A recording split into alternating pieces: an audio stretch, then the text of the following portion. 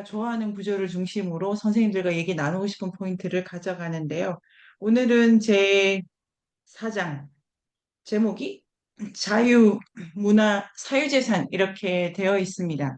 가장 큰 주제와 가장 크게 문제 삼는 키워드는 데이비드 그레이버가 비판하고자 하는 키워드는 사회라는 개념입니다. 사회라는 개념이 우리에게 제 생각이 그런 겁니다. 제 생각이. 어, 이거 책을 정리하는 사회라는 개념에 대해서 다르게 생각해야 된다. 이 사회라는 개념은 누구 걸 가지고 왔냐? 이렇게 이제 연구자들마다 자기 개념을 많이 쓰는데요. 특히 인류학이라는 과목은 어, 많은 데에서 개념을 끌어오기도 하고 또 재가공하기도 하는데 이 사회라는 개념은 각주나 기타 설명에 따르면 디르켐이라고 하는 사회학자의 사회 개념을 가지고 온 모양입니다. 그 개념에 대해서 제가 잘 모르지만 간단하게 정의하면은 부분의 집합으로서의 사회가 있습니다. 그러니까 사회라는 그 단위를 구성을 할 때 사회가 이렇게 만져지진 않는 단위죠. 만져진 근데 이게 만져지는 것 같기도 한데, 그건 이제 딴 논이고요. 사회라고 하는 단위를 우리가 되게 쉽게 쓰는데, 그 단위가 구성원 자체를 일자로 보고 가는 겁니다. 우리가 만약에 우리가 12명이 모여 앉아 있어서 한 사회를 이룬다고 하면은 지영쌤이나 오선민이나 1의 값을 부여받게 되는 거죠. 그 1을 그러면 어떤 대표의 얼굴을 가져가는 일로서 사회를 만드느냐라고 하는 비판을 지금 가지고 들어가기 때문에 첫 번째 문장이 각자의 사회적 정체성을 변하는 계절에 따라 바꾼다는 것이 근사할 수도 있지만 생각하기 매우 어렵다. 힘들지도 모른다. 이렇게 첫 문장을 제가 그렇게 읽어보게 됐습니다. 기본적으로 사회라는 개념을 비판하고 있는 것은 그 구성원으로서의 일자가 아니라 구성원 하나하나가 정체성을 계속 바꾸어 가고 있다고 생각하면 사회라는 단위 자체를 가져갈 수가 없죠. 사회를 되게 쉽게 쓰는데요. 그 사회를 존재케 하는 구성원 자체가 자기 정체성이라는 걸 일생을 가지고 같은 방식으로 끌고 갈 수가 없다고 보는 것이 그레이버의 가장 중요한 포인트고 그 논의를 역사 속에서 찾아가고 있는 사장이 되겠습니다. 그리고 핵심적으로 사회라는 개념을 비판하는 이유는 또 하나 더 있는데요. 단선적인 역사관을 비판하기 위해서입니다. 이게 여기가 생각을 이렇게 이제 저 스스로도 정말 깨기 어려운 게 이거구나. 이제 보통은 어떤 방식으로 우리가 역사라고 하는 단위를 생각하게 되냐면은 가족이 있다 이렇게 시작을 하게 됩니다. 그거는 맞습니다. 누구도 혼자 세상에 나오진 않으니까요. 근데 가족이 있다라는 것도 그레이버가 뒤에 비판합니다. 가족 하는 다른 챕터에서 가족 하는데 사실 싫어하는 사람 되게 많다고. 안 보고 싶다고 생각하는 사람이 되게 많은데, 물론 죽고 못 살 정도로 좋아하는 사람도 되게 많다고. 이거를, 어, 가족에 대한 정서, 형태에 대해서 다양하다고. 이제 그래도 이 책의 전체 주제는 얼마나 다양한 생각을 할 수 있는가. 니까요. 단자적 생각을 이제 깨나가는 거죠. 그런데 처음에 가족이 있었고, 약간 친한 애들이 좀 붙어가지고 공동체, 부족, 좀 규모가 크면은 족장, 그거보다 크면 이제 부족 국가라고 해서 국가 앞에 부족을 붙였을 때에 그 단위를 덤바의 수라 그래가지고 150명 정도가 되면은 그 안에서 잉여 생산의 관리자가 따로 출연하게 되는 그 직전에 150이다 이렇게 보는 그 덤바의 수라고 하는 것이 인류학 안에서는 되게 유명한 수인가 봅니다. 150을 넘어가면은 그때부터는 그냥 권력이 작동한다라고 보는 그 수인데요. 학자들마다 좀 다르게 가지고 가긴 합니다만 최근의 연구 동향 그리고 그레이버는 150이 너무 그 어디서 갖고 온지 모르겠다고 2천이 돼도 2만이 돼도 권력자가 출연하지 않을 수 있는데 왜 그 생각을 못하지? 여기 이제 이게 이 기본인 거죠. 그래서 기본적으로 역사를 가족이 있고 그 다음에 좀 친한 애들이 모여 있고 그러다가 좀 할 일이 많다 보니까 역할을 분배하다가 그 규모에서 뭔가 남아도는 게 생길 때 그 관리자로서 왕이 출연한다. 그러면 그게 국가로 진행한다. 라고 하고 이 전체를 단선적 모델로 보게 하는 착시 효과를 일으키는 개념이 사회라고 하는 것 같습니다. 자, 그래서 이 챕터 자체가 사회라는 개념을 깨고 있고 사회라는 개념을 깨는 것 중에 작전은 두 가지인데 하나는 개인이 돌아다닌다. 두 번째는 돌아다니는 개인들의 집합으로서의 그 부족이라고 할까 공동체가 이 단위 자체도 있기도 하고 없기도 한다. 계절을 따라간다. 이런 방식으로 이제 비판을 하면서 결론에 있어서 이 선사의 개인이 자율적이다라는 거를 설명하려고 하십니다. 근데 중간에 이런 이제 전체적인 틀이 있는 것 같고요. 이 사장이 중간에 원래 기본적인 그레이버의 관심이 불평등의 기원을 찾으려고 하다가 불평등의 기원을 문제 삼으려면 평등이란 걸 또 생각을 먼저 해야 되는구나. 그런데 평등이라고 하는 걸 생각하는 것 자체가 기준이 있어야 되는 문제구나. 그럼 그 기준을 의심할 수 없다면 그 기준은 누가 만들었고 여기서부터 이제 자기 공부가 달라진다라고 하는 거에 대해서는 일장 후기를 쓰신 강평쌤의 글에 자세히 이렇게 정리되어 있습니다. 그러다 보니까 이 불평등의 문제를 자기가 이렇게 그레이버 선생님이 풀려고 하는 거기서 들어가면서 우리가 불평등을 어떤 수준에서 얘기하냐면은 다 물적인 풍요에서 생각하고 있는데 그런 방식으로 불평등을 생각하지 않은 사회도 되게 많아 이러면서 또 어떤 예들을 설명하고 계십니다. 전반적으로 복잡하지 않은 챕터이고 핵심적인 비판은 개인이 얼마나 자율적인가. 그래서 자율이라는 단어 딱 한 번 등장하는데요. 그 단어를 중요하게 쓰시고 자율적인 개인에게 가장 중요한 거는 자기 주도권, 자기 결정력인데 자기 주도권과 자기 결정력을 결정하는데 절대 변수로서 물질이 잘 안 온다라고 말하고 있습니다.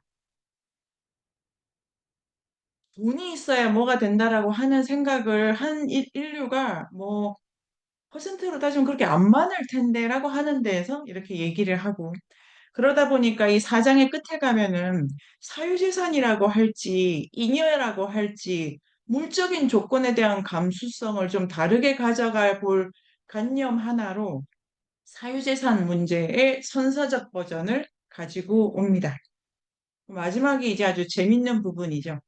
여기까지가 이렇게 이제 선생님들께서 보신 책이 이렇게 저렇게 이제 제가 되게 거칠게 정리를 하게 핵심적인 예가 많이 나옵니다. 여전히 고대의 미스터리를 다루고 있는데요.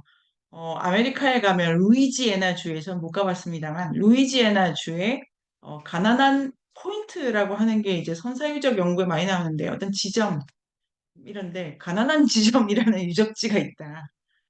퍼블티 포인트인데 들어가 보면 일일 역사상 이거보다 부자는 없었을 것 같은데 막 이렇게 가는 퍼블티 포인트가 있고 그게 이제 거대한 원형 광장 형태로 조직된 도시인데 이게 도시라고 보기에는 나오는 물건이 너무 소박하네. 이렇게 큰 걸 만들 수 있는데 그들은 왜 물건으로 나온 게 거의 없단 말인가? 두 번째 가장 중요한 예는 조몬 유적지라고 해가지고 저도 아주 이렇게 관심을 많이 두는 거고 또 가까우니까 여기는 정말 부자인데 이제 퍼버티 포인트는 만든 걸 보면은 퍼버티 포인트는 이렇게 이제 언덕이 많나 봅니다. 그 지역에 이렇게 가보면 근데 그 언덕이 인공 언덕인데 저게 저절로 쌓았을 리는 없고 언덕마다 이거 한 달만 해도 쌓은 모양인데 이게 이제 연구자들이 밝힐 수도 있는 모양이에요. 그러니까 갑자기 제가 오늘 오전에 그 히타이타 특별전 그거를 보러 갈 몽촌 토성 근처에 들어가면 한성백제박물관 입구에 딱 들어가니까 토성을 건축하는 모형이 있더라고요. 그게 그 퍼버티 포인트의 그 언덕보다 작은 건데도 저거 시간 많이 걸리겠는데 이런 생각이 드는데 여기는 그렇게 많은 사람을 한꺼번에 동원하려면 먹이고 재우고 시키고 보상을 주고 그거를 설명해준 유물이 너무 안 나온다고. 조mon유적지는 차고 넘치게 나온다. 때 신전이나 왕국이 없는 거예요. 이 두 개의 미스테리가 있는데 그레이버는 같은 형태라고 봅니다. 그래서 이런 이제 그 두 가지 예를 중심으로 개인이 얼마나 다양한 주체성을 가질 수 있는가, 이동하면서 살면서도 함께일 수 있는가, 그리고 그때 그 개인은 권력과 어떤 관계를 맺는가, 요거를 이제 사장을 통해서 하게 됩니다. 그러면 이 전체적인 개요와 함께 이제 책에 제가 좋아하는 부분을 말씀드려 보도록 하겠습니다. 175쪽에 보면은 각자의 사회적 정체성이 계속 달라진대.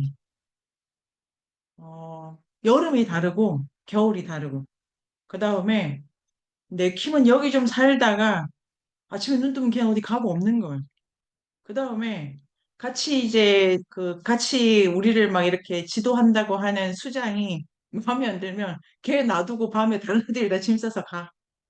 그런데 근데 그 갈 수 있다는 게 뭘까? 그 그레이브의 분석이 재밌죠. 어딘가 받아들여질 수 있다고 생각하기 때문에 움직였겠지. 그 엄청난 규모의 이동을 가능하게 하는 어떤 서로에 대한 타자의식, 주체의식, 이제 재밌죠. 그렇게 해서 175쪽을 시작하면서 넷째 줄에 이런 표현이 저는 참 마음에 드는데 리드미컬하다. 왔다 갔다 한다. 왔다 갔다 한다. 그러니까 어제 내가 오늘의 내가 아니다. 이거와 타인에 대해서도 이게 이제 사고 실험이기 때문에 참 재밌는 부분이라고 생각해요. 타인에 대해서 가깝고 멀다는 거에 대한 우리의 감수성은 그 계속 조정되고 있죠. 리드미컬하게. 그래서 가족이나 친구나 동료에 대해서 리드미컬한 감수성을 갖는다는 것을 실험해 보는 것도 좋다고 생각을 하고요. 그리고 이제 지금 이제 전반적인 개요와 함께 세부를 들어가기 때문에 76쪽에 가면 제가 좋아했던 부분이 이 문제적 부분입니다. 176쪽부터 177쪽까지 마지막 문단에 민족지 기록이 대단히 중요하다. 누에르족, 이누이트족 얘기를 합니다. 왜냐면은 선사를 연구를 하려고 하는데 나와 있는 게 없죠. 선사가 기본적으로 그레이버가 지금 끊고 있는 지점은 어, 뭐 많아야 기원전 3,500년. 그러니까 메소포타미아 문명, 그러니까 소위 말해서 4대 문명 출현 직전을 얘기를 하고 있기 때문에 그 이전에는 세월의 파도가 너무 세니까 남아있지 않은데 그러면 그들은 문자가 없었다고 한다. 왕이 없었다고 한다. 그 다음에 뭐 관료가 없었다고 한다라고 했을 때 그 모델을 비슷하게 현대에서 찾으면 무문자 공동체죠. 그래서 선사를 연구하는데 선사의 모델을 찾을 수가 없기 때문에 비슷한 걸 무문자 부족 사회로 간다고 하지만 그들을 전형화해서는 안 된다라고 보는 176, 177의 입장이 있습니다. 우리는 그들을 볼 때 착주를 하는 거다.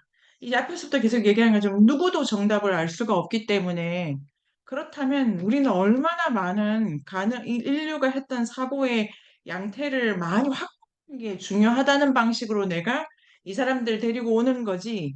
이 사람들을 기원해 두지 않는다라는 거는 이 인류학자의 중요한 입니다. 요게 레비스트루스가 쓴 슬픈 열대의 한 부분과 공명한다고 생각합니다. 타자는 내가 겪어볼 수 있는 어쩌면 내가 걸었을지도 모르는 그 삶을 내가 저렇게도 살 수 있는데 라는 그 영감을 주는 존재죠. 나랑 다른 게 아니라 그래서 이제 근원적으로 적이지만 이런 부분이 기본적으로 타자를 어떻게 봐야 될까라고 하는 데에 대한 그레이버 생각도 알 수 있고 어 저들이 옛날에 우리도 저랬을지 몰라 이렇게 보는 건 이제 아니라는 입장에서 이 부분이 중요하고 177쪽의 첫 번째 문단 밑에서 둘째 줄에 그들은 인간 존재가 다른 인간 존재들이 때로 상상하려 드는 것보다 훨씬 더 흥미롭다. 그레버가 정말 좋아한다는 건 인터레스팅인 거, 흥미롭다. 뭐 이상한 일을 볼 때 우리가 이렇게 하는 거야. 참 흥미로워. 제가 오늘 지하철을 타는데, 뭐, 가관이에요, 지하철이. 그 선거 이후에 그런 걸 이렇게 보면서 흥미롭군. 이렇게 그런 시선이 중요합니다.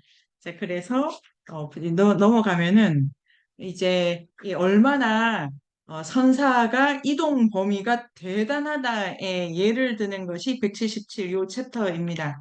선사 시대라고 하면은 사람들이 여기 지금 기술이 발달해가지고 우리가 이제 비행기도 탈 수 있게 되니까 아이슬란드도 갈 수 있게 됐어가 아니라 기술이랑 아무 상관없고, 의외로 옛날에 광역 네트워크대로 움직인다고 볼 수 있다. 여기를 해서 이동 범위가 대단히 크다라고 하는 거를 177에서 이렇게 논증을 하고 있습니다. 이걸 한반도에서도 찾을 수 있습니다. 한반도에 이제 선사유적 박물관에 가면 반드시 있는 유물이 흑요석입니다. 흑요석이 있는데 흑요석은 이 화산암에서 나온 유리 재질의 암석이기 때문에 화산지대에서만 발견됩니다. 최근의 화산지대. 그런데 남한엔 없죠. 근데 남한 선사박물관에 세고 센 것이 흑요석입니다. 그 출토 범위가 남쪽으로는 일본의 규슈, 북쪽으로는 백두산인데 제가 살고 있는 세종 옆에 공주 석장리 박물관에도 흑요석이 출토됩니다. 그 흑요석은 30만 년 전의 것이라고들 추정할 수도 있고 30만 년 전부터 요렇게 이제 뭐 정확한 연대는 따지기 어렵습니다. 금속은 방사선 동위원소를 가지고 이 그러니까 동반되는 이 주변에 화석을 가지고 토양을 가지고 분석을 해서 얘의 그 암석의 나이, 위치, 조건 이거를 따지는데요. 공주에 있는 거는 백두산 거라고 하더라고요. 그 다음에 그 부산의 동삼동에 있는 패총전시관에도 흑요석이 있습니다. 그거는 일본 규슈에서 온 겁니다. 그 대한해협이라고 하는 것이 신석기 때에 완전히 닫혀 있지 않기 때문에 배 타고 왔나? 배 타고 왔는데 그 정도는 주고받는 사이네요. 네. 그래서 178쪽에 이 설명 자체를 박물관이라든가 한반도 선사 교과서에 보면은 이렇게 설명을 합니다. 한반도 공주의 어떤 공동체가 있는데 일본 규슈나 백두산 어디에 그러니까 A 공동체가 공주에 있고 기업 공동체가 백두산에 있어서 둘이 교류했다 이렇게 설명을 합니다. 이 교류 모델이에요. 이 사장은 데이비드 그레이버가 교류 모델을 쓰고 있지 않습니다. 그리고 실제로 요 정도 사이즈 있잖아요. 한반도. 그러니까 공주를 기준으로 백두산이 직선 600km인가 그렇게 이거 지금 확인해야 되는데 아무튼 제 기억으로 그 정도 직선으로 그 정도는 아메리카 대륙을 따지면은 뭐 큰 거는 아니죠. 이게 두 개의 다른 공동체가 교류한 게 아니고 전체가 하나일 수 있다라고 주장하는 것이 사장입니다.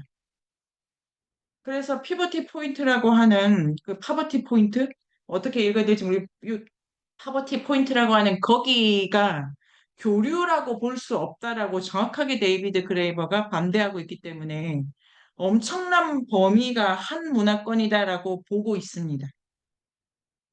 이게 이제 면밀하게 교류 모델을 쓰느냐 아니면 언어도 다 다른데 하나다라고 하느냐 요거 자체가 선사의 공동체론을 생각할 때 중요하다고 지금 직관적인 느낌이 들고요. 한반도에서 여기를 찾아서 가볼 수 있는 데가 안도라고 전라도 섬이 있다는데요. 어, 여름에 다녀올까 해요. 같이 갈까요? 거기에 나온 조몬 토기가 있습니다. 조몬 토기. 그 조문 토기를 하려고 하면은 국립광주박물관에 가면 됩니다. 안도에는 안 남아 있어요. 그 국립박물관에 있는데 그 토기를 만든 사람들이 일본 건너 사람들이 여기 살면서 만든 것 같은데 이런 설명이 국립광주박물관에 있었거든요. 그러면 여기 좀 사는 거야? 일본어 하면서? 제가 그까지 생각을 못 했는데 사장을 보고 살았을 수도 있겠는데 아니, 배가 또 해류 만나고 바람 만나려면은 한 3개월 있다가 가야 될 수도 있잖아요. 여기 사는 거 아닌가? 그리고 뭐 6년에 한 번씩 오면 아는 거 아닌가? 이런 생각도 드는데 요는 핵심은 공동체라고 하는 것을 같은 언어, 같은 성격, 같은 아버지 이렇게 안 따지고 다른 언어 쓰고 다른 거 먹고 그 다음에 다른 풍경 보고 다른 옷 입고 다른 장신구 해도 하나의 공동체일 수 있다라고 하는 사회론의 한 예로 178페이지입니다. 그래서 아프리카 하드자족, 오스트레일리아 이 뭐 이런 그룹들 연구 보면 국제적이다. 채집 무리가 아주 다이나믹하다. 179쪽에 세 번째 문단에 장거리 조직 형태 여러 대륙에 펼쳐져 있다. 너무 재밌겠죠. 이러니까 이게 왜 이런 주장을 이제 주장이기도 하고 근거가 이렇게 단단한 주장이기도 한데요. 내가 지금 이 동네에 약간 뭐 안 맞고, 안 맞다기보다 그냥 나가도 괜찮을 것 같고, 그런 기분이 들 때, 저기도 곰부족이 있을 테니까, 라고 한참 걸어간다는 거예요. 그 다음에 걷기도 하고, 배 있지 않습니까, 배? 뭐 강 따라가면 또 빨리 가고, 그러니까 움직이는데 낯설다라는 느낌이 좀 다를 것 같네요. 이런 게 되게 재미있었습니다. 그래서 사회 개념을 비판을 하고, 그 다음에 182쪽에 보면은 뭐가 평등인 걸까라고 하면서 이렇게 이제 아까 말씀드렸던 우리가 평등하다고 하는 것에 대한 가장 기본적인 토대로 근대 사회에는 물적 기반에 대해서 되게 많이 이야기를 하게 되고 왜 그렇게 되냐면 안 평등한 게 어느 조건에서 나오냐면 잉여 때문에 나온다라고 생각하기 때문에 이 두 개가 그러니까 맞물려 가는 거죠. 그 일반 설명이 재배를 하게 돼. 그러면 좀 남게 돼. 그럼 이거 어떡할 거야? 누가 나눠야 될 거 아니야? 아니면 남은 거 누가 가져갈 거야? 이런 생각을 하다 보니까 관리자, 뭐, 왕, 이렇게 된다고들 하는데, 이제 여기서 그레이버가 비판하는 거는 이거를 비판하려고 했던 사람이 마셜 살린스입니다. 마셜 살린스는 그레이버의 선생님의 선생님이라고 할 수도 있고, 그 계보가 이렇게 경제인류학의 계보에서 살린스는 레비스트루스의 제자고, 마셜 살린스가 제자고, 살린스의 영향을 많이 받은 것이 그레이버입니다. 마셜 살린스의 가장 중요한 개념이 원초적 풍요사회인데요. 풍요사회라는 그 개념이 뭐냐면 선사는 아예 잉여가 없어거든요. 선사는 잉여가 없다니까. 그래서 정말 평등해. 근데는 잉여가 계속 있으니까 불평등할 수밖에 없지. 선사시대는 잉여가 생기면 이걸 없애려고 엄청나게 노력을 했어. 이 모델 멋지지 않아? 라고 했습니다. 마샬 살린스가. 이거 자체가 되게 폭발적인 매력적이죠. 아, 선산 정말 멋있어. 원초적으로 평등해. 근데 그레이버는 아니고 사람은 남아 돌게도 생산한다고. 이제 스승을 거기서부터 이제 비판해 가는 거죠. 그 원초가 풍요롭다고 하는 것이 잉여 세상 안 만든다는 것도 선사를 단 하나의 모델로만 보는 거니까. 그런 애들도 있고, 남아 도는 애들 많아. 그런데 남이 많이 가졌다고 해서 걔가 날 어쩔 수 있다고 생각 안 했다니까? 이렇게 되죠. 왜 우리는 불평등을 물적인 토대로만 끌어갈 수밖에 없게 된 걸까? 아닌 예가 되게 많다라고 해서 이 182쪽부터는 평등의 물적 기반을 검토하는 얘기가 진행이 됩니다. 진행이 되고 189쪽에 보면은 두 번째 문단에 넷째 줄에 조사를 해보면은 옆에 부자 있어도 관심 없는 사람 많다는 거예요. 나는 왜 이게 없어? 그게 뭔 상관이지 나랑 제가 부자인 게? 너무 재밌죠? 네가 부자인 게 나랑 무슨 상관이니? 어, 내가 가난한 건 또 너랑 무슨 상관이야? 알아서 할게. 그런 거가 있어가지고 이 189쪽에 그 다세줄에 그들은 모두 부의 차이가 권력의 체계적 불평등으로 번역될 수 거의 상상 못해. 그런 얘기하면은 그럼 그래서 무슨 얘기야? 그렇게 하고 그래서 그 다음 문단에 이제 핵심 단어가 나옵니다. 자율성. 자율성은 이 단어 자체가 자율성이라는 이 단어를 그레이버가 자유라는 단어를 대체하려고 하는 단어입니다. 그리고 자유 대신에 자율 요거는 저 위대한 카프카도 자율이라는 단어는 쓰지 않았지만 자유라는 단어의 패착에 대해서 카프카도 비판한 적이 있고 우리가 좋아하는 그 공생의 사상가 이반 일리치도 자유라는 단어는 어딘가 모르게 평등의 악취를 품고 있기 때문에 대신 자율이라는 단어를 써보자라고 이제 권하고 있죠. 이 자율이라는 단어는 기본적으로 개념적 설명을 그레이버의 개념적 설명은 되게 소박해서 좋은데요. 그 문단 끝에 간섭 없이 자체적으로 결정을 내릴 수 있는 능력이 자율입니다. 그러니까 누가 조언을 하죠. 지영쌤, 우리 이거 공부해요. 그걸 그냥 다 하나의 조언으로 다 가져가고 결정은 내가 합니다. 라고 하는 자신감이 있으면 중간에 인용문 재밌는 게 있는데요. 아, 이거죠, 이거. 정말 좋죠. 192쪽에 자기가 지구의 주인인 줄 안대. 가진 거 하나도 없으면서. 이게 유럽 사람들이 너무 당황했다잖아요. 그 레비스트루스의 슬픈 열대도 나오는데 그 남미에 갔더니 남미 부족의 이제 언니들이 그 레비스트루스가 자기에게 청혼을 하지 않을 수 없을 텐데 저걸 어떻게 거절하나 싶어가지고 되게 걱정을 한 우리 지금 제가 뭐 어떻게 해야 되나 저 자신감은 어디서 오는 거지 내가 자기한테 청혼을 하지 않을 지구의 여왕이 그렇게 도도한 기부인은 없다라고 하는 그 이제 에피소드 소개하는 뭐 에피소드 직접 당한 건 아니고 그런 일화도 있고 자기 주위에서 막 그렇게 이렇게 유혹하는 언니들을 뭐 이렇게 곤란한 레비스토스가 있는 일화도 있었는데요. 192쪽에 이 에피소드가 그레이버가 아주 좋아하는 모양입니다. 모든 뇌로족이 첫 번째 문장도 너무 좋죠. 자신을 이웃 사람만큼 좋은 사람으로 여긴다. 아, 이 자존감 너무 좋은 것 같아요. 네가 그 정도로 훌륭하니까 나도 이만큼 훌륭하지 않겠어? 내가 이만큼 훌륭하니까 너는 저만큼 훌륭하겠지?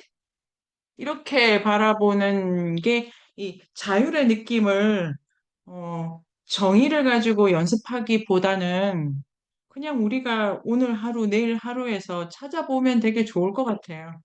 어떤 사람을 쟤 뭘 믿고 저러나 싶을 때 있으시죠? 도대체 쟤는 뭘 믿고 저렇게 자연스럽고 당당한 거야? 하면, 근데 이제 노예를 좀 그렇게 느낀다는 거죠. 이 첫 번째 문장이 참 좋았는데, 자신을 남만큼 좋은 사람으로 여긴다. 정말, 이 문장 정말 좋은 것 같아요. 타자 의식이 없는 게 아니잖아요. 타자 의식이 들어가 있고, 자존감도 들어가 있고, 그걸 한 문장에 다 있고, 그들의 모든 동작이, 이 문장 너무 좋죠. 훤히 보인다. 걸어가면 그냥 자존이 막 뚝뚝 떨어져가지고, 진짜. 진짜 훤히 보인다. 네가 얼마나 잘났는지. 그리고 나도 얼마나 잘났을까. 그들은 지구의 주인인 것처럼 거드름을 피우며 걸어 다니는데 실제로 그렇게 느낀다. 그러니까 누가 시킨다 싶으면 이게 뭐 어쩌자는 거지? 이렇게 이제 가는 거죠. 그리고 그런 명령이 와도 어, 아주 이렇게 모욕감을 느끼는 거죠. 왜 네가 나에게 감히 왜 이런 모욕감이 있고 그러니까 이게 되게 어떤 이 정말 좋은 예라고 생각합니다. 윤리가 어디서 만들어지는가의 하나의 좋은 예죠. 우리는 윤리를 이 그레이버 선생님이 쓰신 책 중에 부채 5천 년의 역사라는 책을 보면 우린 윤리를 갚아야지 이런 데서 찾는다는 거예요. 이 사람이냐 너 빚을 갚아야지. 근데 이 사회는 다른 사람의 결정권을 건드리는 데에서 윤리 문제가 오고 있다는 것도 생각해 볼 수 있습니다. 그러니까 하나의 공동체, 하나의 뭐 가족 관계, 친구 관계, 어떤 관계가 다 어떤 관계든 그냥이 안 오고 우리를 묶을 때는 윤리적인 신급을 딱 넣게 되지 않습니까? 결혼할 때, 야, 너 네 맘대로 살아라. 이러고 결혼 안 하잖아요. 친구들끼리 티 맞춰 입고 할 때, 야, 적어도 네가 내 친구인데 그런 거 하면 되겠니? 이런 게 윤리적 신급이다 공동체에는 걸리는데요. 도덕적인 어떤 틀이. 그런데 그게 모든 공동체나 모든 개인이 똑같은 모델을 쓰는 것은 아니고, 이런 예가 재미있게, 저는 이게 진짜 좀 생각을 해봐야 되겠어라고 그 묶어놓은 데도 되게 많은 거였는데 특히 데이비드 그레이버가 가지고 있는 인용에서 그런 영감을 많이 얻었고 기현 쌤도 그렇게 잘 가고 계시겠지요. 그래서 사이렌스를 비평하는 그 평가하는 그 지점이 되게 중요해 보입니다. 그러니까 잉여에 관심 없는 사람들도 있는 거고 일단 부자는 되고 봐야 된다는 사람도 있다고. 이게 그러면 이 모델로 이제 지금 여기도 돈이 있어야 만족하는 사람도 있다고. 근데 그것만 갖고 안 되는 사람도 있다고. 그렇게 그리고 또 뭘 더 생각해 볼 수 있을까?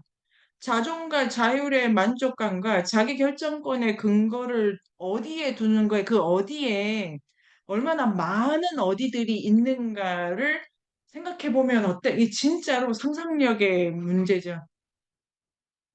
그게 이 큰 즐거움인 것 같아요. 자, 그래서 파버티 포인트라고 하는 203쪽, 인데, 파버티 포인트에 오늘 이제 우리 단톡방에 진진쌤이 올려주신 그것도 아주 좋고요. 저도 외국어 이런 거 뭐 이해해서 듣고 있는 거 아닙니다. 그냥 그림을 좀 봅니다, 그림을. 그 다음에, 어, 그 진쌤 올려주신 게 좋았고, 제가 올린 거 짧은 거 있지 않습니까? 그 아이들 교재인데 그거 괜찮은 것 같습니다. 그게 그냥 쌈박하기도 하고 그림이 재치가 있어가지고 보는 건데 제 내용을 이해한 건 아닙니다. 영어를 들은 건 아니고 그림이 이해했는데 그 앞부분에 뭐냐면은 거석 그러니까 고대에 이 시티인가 싶은 유적지를 보통은 스톤헨지를 쓰는데 그거랑 이 파버티 포인트가 얼마나 더 큰가를 보여주는 그 만화 그림이 있더라고요. 그런 비교 그림을 그 영상이 조금 써가지고 그거를 가져가면은 좋고 그다음에 인류학 영상을 찾고 할 때 이게 참 재밌는데요. 최신 것도 보고 옛날 것도 봐야 돼요. 최신 거라고 또 어, 이게 정답이 없다 보니까 그런 것도 있고요. 그래서 이 파버티 포인트에 있는데 영상을 제가 보는 것도 재밌고 데이비드 그레이버가 그 유적지를 어떻게 설명하는가도 재밌습니다. 그래서 오늘 이 시간에 우리가 할 수는 없지만 203쪽부터 200, 206 넘어가네요. 200 아니네요. 지금 설명을 아주 많이 하셨는데요. 208쪽까지를 그냥 이게 우리가 가볼 수가 없기 때문에 우주가 허락한다면 가게 되는데요. 일단 오늘은 못 가니까. 근데 이 설명을 따라서 언어적 풍경을 따라가는 것도 아주 재미가 있습니다. 재미가 있고, 그런데 핵심은 이런 유적지에 대한 설명을 볼 때 204쪽 첫 번째 문단 밑에서 셋째 줄, 미시시피강 하류에 이렇게 돼 있는데요. 이게 그 선사 유적지를 구글에 치거나 뭐 위키피디아 검색하면 딱 그것만 나오거든요. 딱 그것만 나오지 않습니까? 박물관에 가도 오늘 오전에 히타이트, 이게 이번 주에 끝나는 고대 철기왕국 유물전인데요. 이게 제가 아주 재밌게 보고 기차 타고 내려오면 생각을 하니까, 아, 이 설명 저 설명이 빠져 있구나라는 거를 알 수가 있는데, 요거는 다른 시간에 또 하면은, 시간이 되시면 서울에 계시면 저도 다녀오지 않습니까? 여러분 지하철 타면 되신다면 어, 그냥 하루 아싸라게 시간 쓰시면 좋을 것 같은데요. 그게 왜 그래? 만신전이 나와. 히타이트 문명이 만신전이 있는 문명이 그러니까 다신교다, 다신교. 그래서 다신교의 상이라고 해가지고 소개되는 게 있는데 유물이 왜 그게 왔는지는 모르겠지만 유물이 그릇에 붙은 신상이 와 있어요. 근데 신의 얼굴이 다 동물이더라고요. 신의 얼굴이 인간의 얼굴로 바뀌는 것은 엘리아데의 세계 종교 사상사에 따르면 고대 그리스입니다. 그 전에 만신전은 다 동물상을 쓰고 있었어요. 근데 히타이트는 고대 그리스 이전 문명인데 그런데 이제 그런 설명 같은 거 좀 더 있으면 좋겠다 이제 싶죠. 다시 돌아와가지고 이 요는 박물관에 가실 때도 그 유적지가 강에 붙었는지 산인지 언덕인지 이런 거를 그 입체적으로 알아야 그다음에 보면 아 저기는 아 저기 완전 숲이구나 아 저기 계곡이 있구나 땅 색깔이 저렇구나 이런 거를 빙하기 이전 거 유적지 나오더라고 하더라도 이게 좀 안목이 생기면 좋겠더라고요. 그런데 지금 미시시피강 하류 이런 설명이 이제 중요해 보입니다. 204쪽 첫 번째 문단 밑에 셋째 줄. 그 다음에 205쪽에 두 번째 문단 요 같은 경우 설명이 이제 좋죠. 농부가 아니라고. 농부가 아니면은 뭐 그냥 좀 집어먹는 이런 사람들이에요. 조금 먹고 뭐 가끔 사냥하고 수렵 채집을 왜 붙여놨게요? 매일매일 그 쥐도 매일매일 잡을 수 있지는 않습니다. 그러면 쥐 없을 때 뭐, 그래서 수렵 체질은 이 모양이 이제 세트인데요. 그런데 이런 사람들이에요. 그러니까 이 수렵 채집은 기본적으로 동물하고 식물을 따라가야 돼요. 이게 가장 핵심이에요. 자, 따라갑니다. 오늘은 딸기가 있고 다음 달에는 없잖아요. 다다음 주엔 옥수수가 있지만 오늘은 없잖아요. 그러니까 이렇게 이제 따라가게 되고 그다음에 뭐 벌만 해도 따라가야 되지 않습니까? 그런데 수렵 채집은 그래서 기본적으로 움직인다입니다.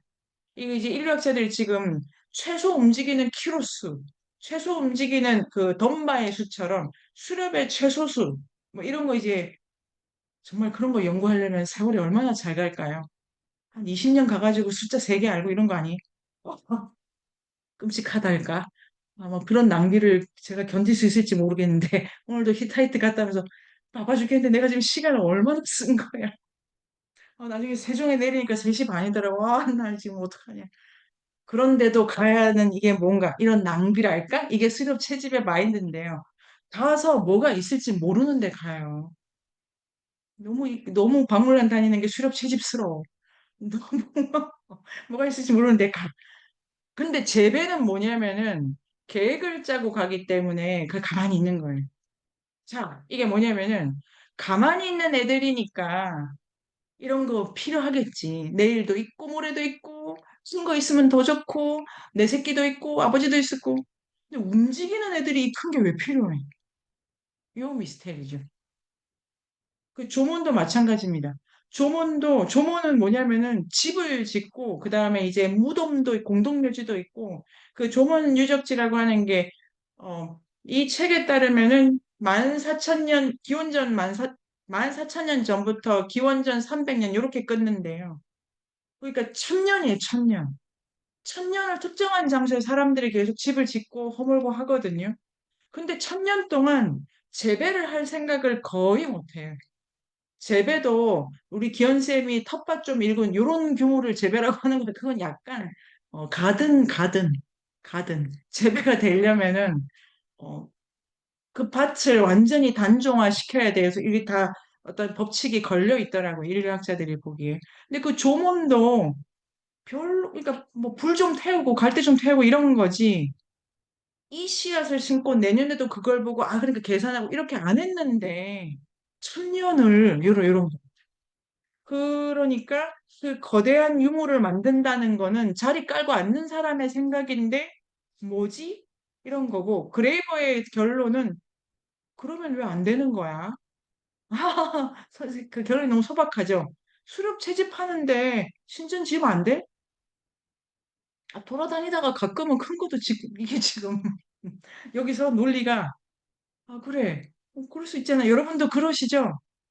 그 뭐 친구들한테는 천사인데 집에 가면 악마이고 싶기도 하고 뭐 너무 공중지서 잘 지키다가 얘라 쟤는 진짜 저 좀 누구 손 좀 맞았으면 좋겠다 싶기도 하고 그다음에 그렇게 휴지를 줍다가 피곤하면은 막 오숙육에 띡 버리기도 하고 뭐 이런 게 너무 얘가 저급한데 아무튼 사람이 많은 걸 할 수 있다가 그레이버의 포인트여서 왜 그거 두 개를 연결을 안 해? 그리고 했다잖아. 이거죠. 아니, 넌 했다잖아, 누군가는. 이렇게 하고 있고, 206쪽의 두 번째 문단, 위에서 둘, 넷, 여섯, 여덟. 교육이라는 단어를 갖다 붙이면 안 돼.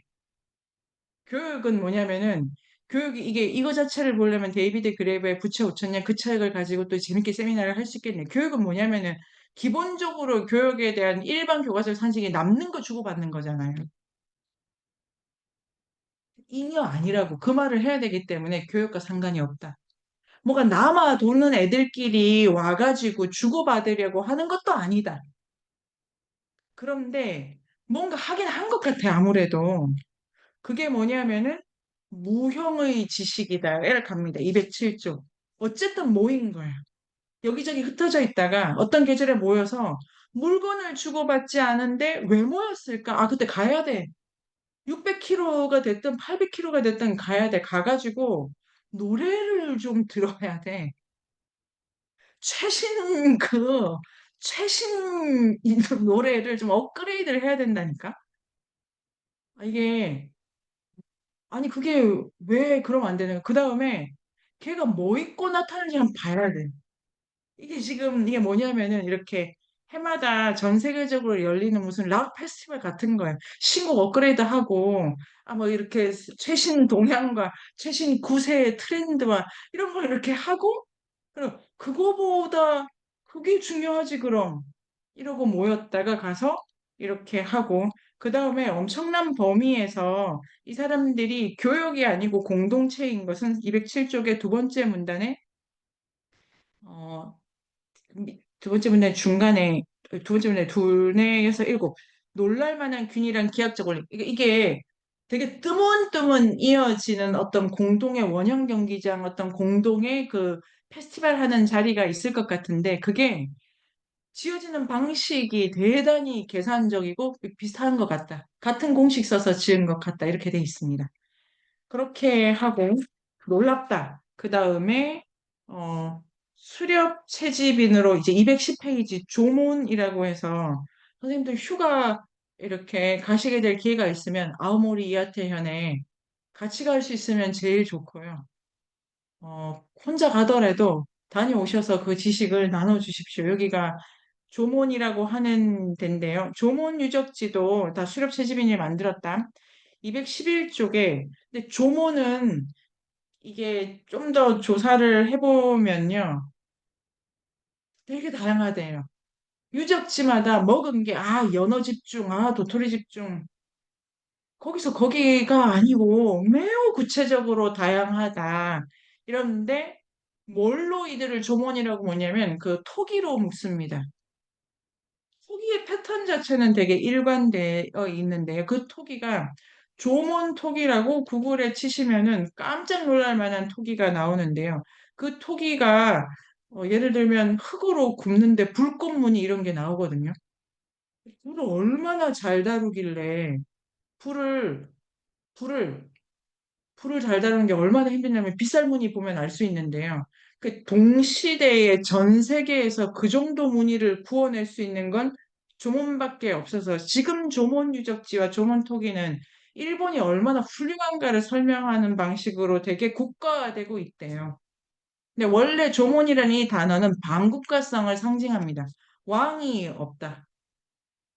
그러니까 이렇게 수렵 채집만 했는데도 1000년 동안 왕이 없다의 아이콘인데 일본이라는 근대 국가가 얼마나 일본은 훌륭해라고 차용해가지고 약간 아이러니인데 그래서 조몬 유적은 실제로 일본에 있는 국립박물관에 많겠죠. 그거 자체가 이제 아이러니고 역설인데요. 그래서 먹는 거 완전히 다르고 장례 매장 완전히 다른데 그릇을 비슷한 방식으로 굽는다고 그릇은 일각적으로 어떤 의미가 있냐면 이게 굽잖아요. 나무를 얼마나 많이 떼야 되는데요. 나무를 엄청 많이 떼야 되고 그럼 그 누가 배러 갑니까? 그 다음에 구워놓으면 남잖아요. 수렵 채집을 움직여야 되는데 그 들고 가? 근데 수렵 채집을 그래서 토기가 나오면은 바로 재배를 연결시키는 것이 한때 인류학의 상식 코스였습니다. 근데 지금 조모는 토기가 나왔는데 재배종 타나미 같은 게 안 보이는 거예요. 조금 보이는 거예요. 그럼 이 그릇을 왜 구워? 네? 장례식 때 부장품으로. 부장품을 하는데 온 거를 넣는 게 아니고 깨서 넣습니다. 깨려고 구워? 그럴 수가 있다. 그렇게 이제 해서 이 축적과 생산의 이미지를 깨는 거가 있고, 211쪽에 두 번째 문단 밑에서 셋째 줄, 이 조문 유적지에 섬유와 오락용 약물을 얻기 위해 인도산 대마? 이것도 인도산 대마네요.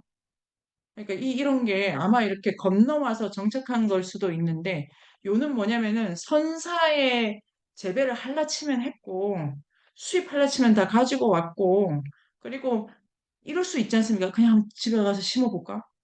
그러실 때 있죠. 산에 가서 왠지 저걸 그러시죠. 우리는 그 수렵 채집에 뭐 지옥 주고 오지 않습니까? 그 중에 씨앗 같은 게 있을 수도 있는데 이제 인도산 대마 그래서 212쪽에 마지막 문단 위에서 셋째 줄 왕 없는 거제 구조물 왕이 없다. 왕이 없다. 기준도 없다. 척도도 없다. 권력자도 없다. 비대칭도 없다. 불평등도 없다.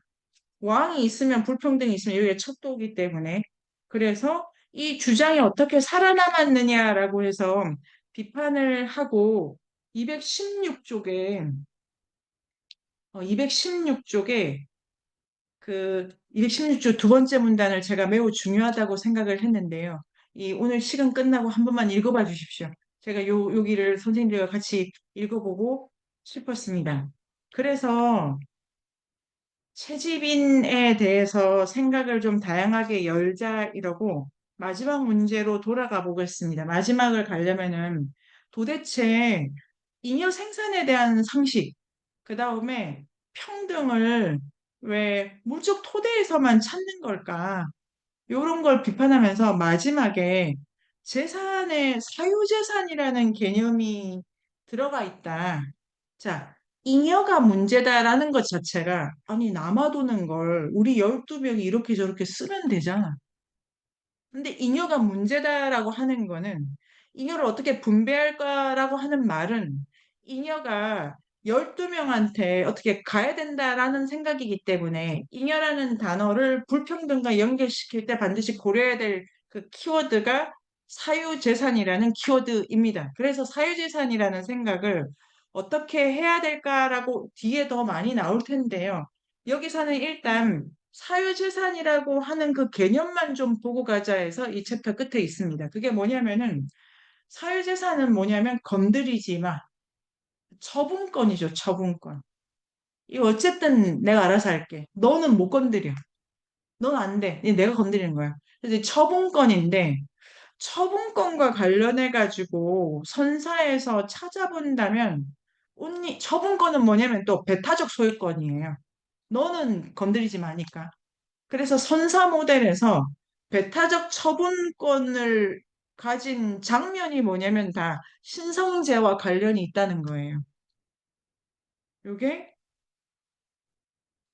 엘리아드의 세계종교 사상사에도 김유리 선생님이 발제하신 부분에 어떻게 책 페이지가 기억이 안 나고 아무튼 이런데 요는 뭐냐면은 신성하다라는 개념이 고대에는 그리고 종교사의 초창기에는 그리고 현재까지도 신성하면 약간 건드리지 마라는 개념 두 개가 따라 붙어 있대요. 신성하다라는 단어 자체가 있는 게 아니고 신성하다와 건드리지 마다 요 두 단어가 때에 따라서 같이 쓰이기도 하고 따로 쓰이면서 두 개를 다 지칭하기도 하고 이럴 것 같아요.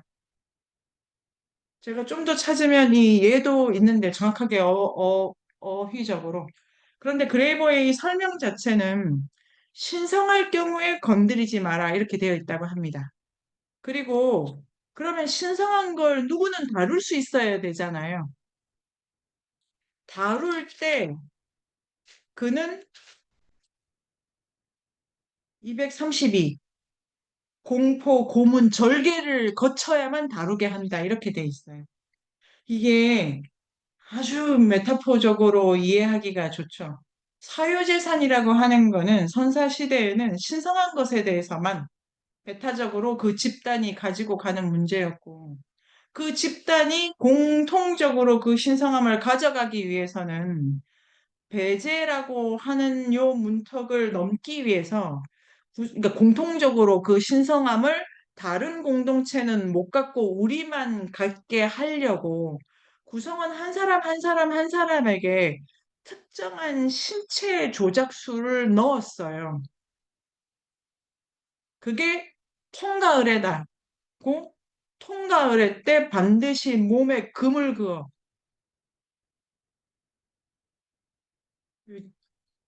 어, 정말 재밌죠. 인간의 몸에 무늬를 새기는 거예요.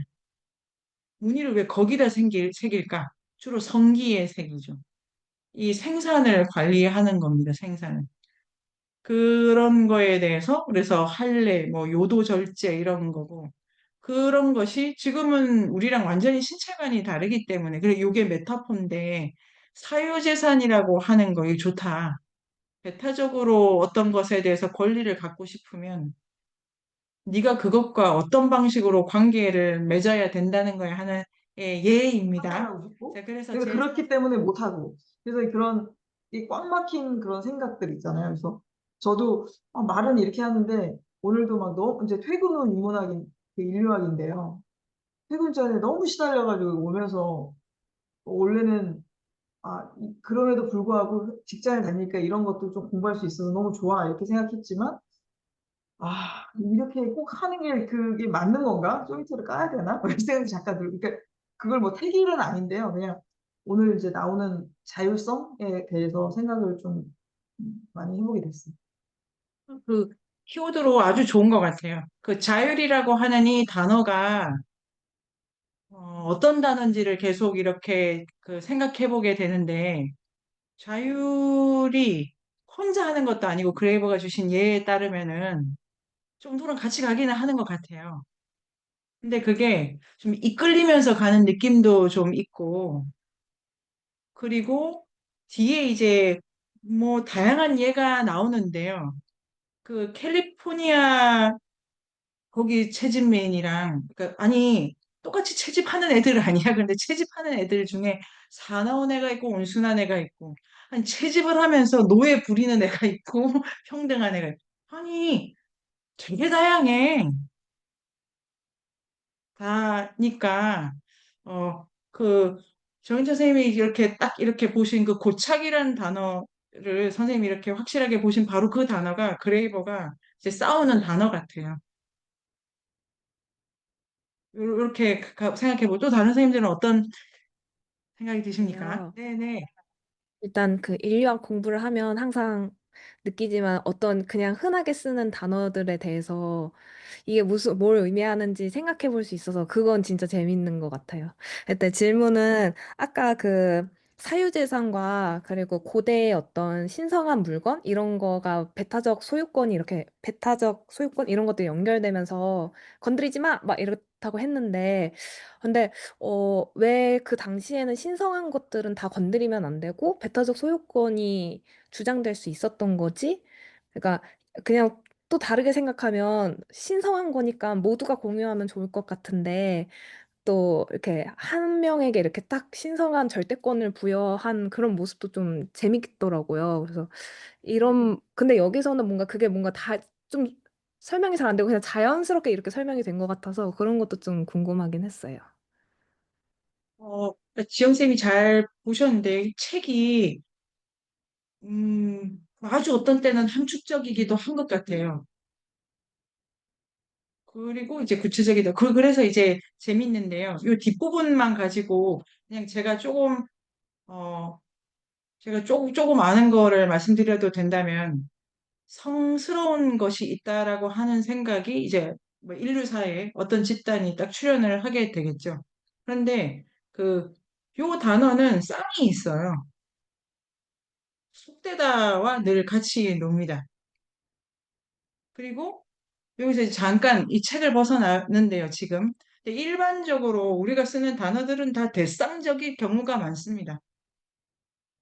그리고 이분법적으로 사고를 하는 것이 매우 사고를 중합하기 좋기 때문에 기본적인 사고의 툴을 이분법으로 쓴다라고 레비스트로스가 말하고 있는 점이 있었습니다. 그걸 제가 응용을 해보면은 이제 그런 점이 있고 성스럽다라는 거는 쑥대다도 작동을 하는 거기 때문에 이 두 개 자체를 인간이 행위로서 이제 구분을 하는 거죠, 구분을.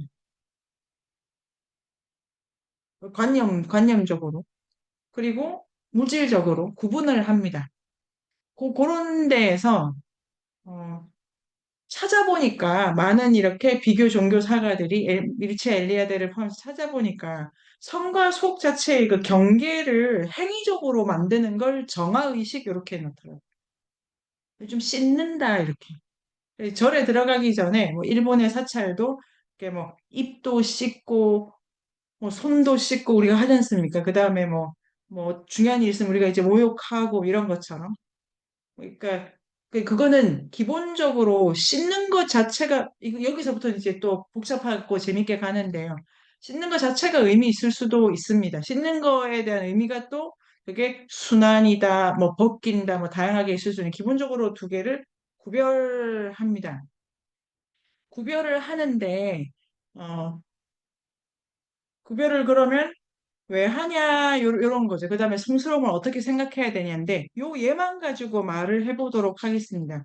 이 그레이버 선생님이 드시는 예 중에 우리는 곰부족이니까 요런 거 있지 않습니까? 우리는 곰부족입니다. 지금 우리 범고래 부족할까? 우리는 범고래 부족입니다. 범고래 부족이라고 하면은 우리가 그냥 범고래 부족이 못 돼. 범고래 자체가 대단히 신성하고 신비롭고 훌륭하고 멋지니까 우리 이제 이런 메커니즘이 이 인류학의 체계에 소개되고 있는데요. 다양하게. 그러면 우리가 지영쌤이 그냥 범고래가 될 수가 없어요. 그건 너무 영적인 거야. 그럼 일단 지영쌤을 그냥 이렇게 막 먹고 뭐 과자 드시고 술 드시는 지영쌤을 일단 좀 씻어야 돼. 그 씻는 방법으로 할례라든지 뭐 팔을 잘라오라든지 이제 각 부족이 알아서 정을 해가지고 그 영성을 딱 입히는 겁니다. 근데 왜 그래야 되냐면 독수리 부족이랑 구별되려고. 여기서 중요한 건 이게 이제 크게 나누면 파가 여러 개 있다, 여러 개 있는데 크게 두 개로 줄여져. 신성한 것 자체에 내용이 있다라고 분석하는 신화학자와 인류학자가 있고, 신성한 거에 내용이 없고, 그냥 저 집단이 모시는 영성과 이 집단이 모시는 영성이 좀 달라야 되기 때문에 그냥 다르면 되기 때문에 그레이버가 여기 있습니다. 여기. 요걸 이제 뒤에 다루게 됩니다. 문화라고 하는 거는 실질이 있는 게 아니고 형식 논리밖에 없다. 한국 문화가 그 내용이 한이고 이게 아니고 그냥 중국 문화, 일본 문화랑 구별이 돼야 될 필요가 있으니까 고? 그럼 겉으로 보면 비슷하게 생겼잖아요. 그러니까 옷을 저런 걸 좀 입혀. 아무 이유가 없어요. 여기 그레이버가 가 있습니다. 그런데 어떤 신화학자나 또 다른 인류학자는 그 실질이 또 중요하다고 보는 경우도 많이 있습니다. 그런 범위는 되게 지금 주신 질문은 논증적이고 뒤에서 그레이버가 직접적으로 나오는데요. 이게 왜 관련이 돼 있냐면은 어, 총균세, 제레드 다이아몬드는 위도를 따라서 문명이 전파된다라고 봅니다. 근데 이제 그레이버가 직접 비교하는 건 아닌데 그레이버는 이게 이렇게 진행이 되는 게 아니고 가다가 달라지려고 한대요. 가다가 뭘 보잖아요. 그러니까 A 집단이 있고 기업 집단이 있는데 A 집단이 이렇게 가면서 야 이거 되게 좋은 거야 써봐 하면 기업 집단이 이렇게 가져간다는 거죠. 그 총균세 모델은 기후도 비슷하고 바람도 비슷하고 땅도 비슷해서. 근데 그레이버는 그게 아무리 비슷해도 아니 뭐야 나랑 똑같이 생겼잖아 다리도 두 개고 손도 두 개야 그럼 난 좀 다른 걸 해야 되겠어 이렇게 튼다는 거예요. 이런 방식으로도 진행을 하기 때문에 이런 얘기가 뭐냐면은 전체적으로 사회나 공동체라고 하는 게 본질적이지 않고 가다 보면 앞에도 곰이 있잖아 앞에도 번고래가 있잖아 그럼 우린 그냥 해마로 해 그렇게도 바꾸고 이제 헤엄쳤는데 그냥 숲으로 들어가자 어제까지는 너랑 친했고 내일은 그만 봐. 이런 모델을 이제 중요하게 생각을 하시니까 근데 되게 그 핵심 질문이죠. 사회라고 하는 단위의 구성에 있어서는 자의적인 변변 논리밖에 없다. 요거를 분열한다라는 말로 이렇게 뒤에 쓰시게 됩니다. 인류학의 숲으로 초대합니다. 인문세닷컴에서 만나요.